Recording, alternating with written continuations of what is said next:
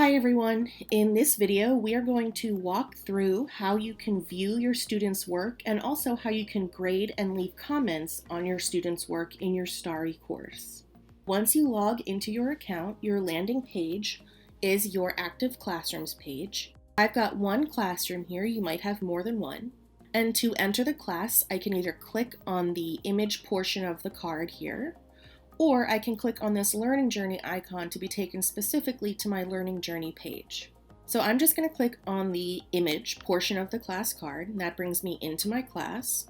And then I'm going to click on learning journey at the top of the screen.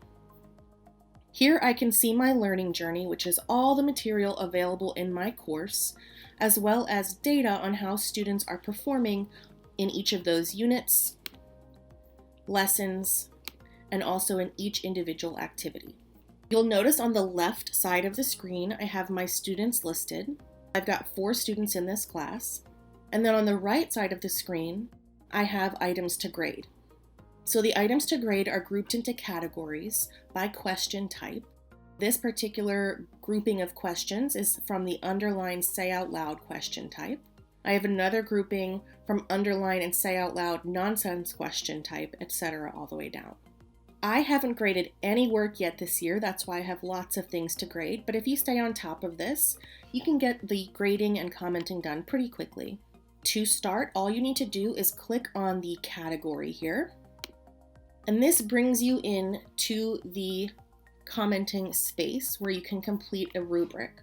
One thing to notice is that if the questions are coming from a collection, this is the collection icon, and most of your students' questions are coming from collections. They are just practice questions. This is a chance for you to review your students' responses, offer comments if you'd like to, but the answers are not machine graded and they don't affect mastery. This is a nice opportunity for formative assessment on your end without affecting the student's skyline. So again, because these questions are just practice items in a collection, they won't impact the student's mastery, but you can leave comments to help support your students and redirect them. I can see here, I'm not going to leave a comment. Let's see, I could listen to the response here. Let's say the student recorded the wrong word. I can leave a comment that says, try again. Make sure you listen closely to the first sound. I can leave comments, hear student responses all the way down. So this is a single student right here. And this is all of her responses from this particular collection. So I'm seeing all of the students' work from one collection at a time. I've only had one student actually complete this collection, but let's say all 4 of my students had completed this.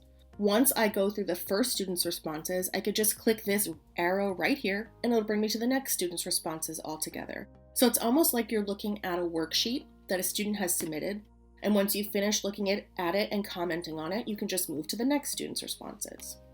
Let's say I go through all of this. I see some red here. That's an indicator that this might not be the correct response. I've left all the comments I want to, and then I just click submit. Okay, so that particular collection has been graded, and those responses will appear on the student side. So when the student then goes back and clicks on that particular collection in their learning journey, which will now appear as graded, they can see any of the comments that you've left. I've got another clump of questions. Here's one on mastering short vowel sounds and decoding. I can see right away this is an assessment. That's the little percentage symbol. So I'm going to click on that, take a look. I'm in Unit 3, Lesson 4, and the assessment is called Master Short Vowel Sounds Decoding. So again, this is something that cannot be graded by the system, so it does require your input. All right, so I can come down here. I can see again, I've only had one student complete this assessment. If more than one student had, I could just simply click from one to the other using this arrow here.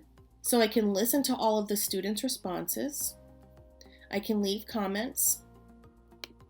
And then again, I can just submit my comments so the student can see and review the comments that I've left behind. So you can just continue like that along the right side of the screen, viewing different collections and assessments that your students have worked on that are not gradable by the machine. Again, if you keep up with this, maybe at the end of each week or the end of every couple days, just go through your items to grade. It'll give you a really nice way to keep on track and stay up to date with things, and also give you a chance to provide useful, real-time formative feedback to your students.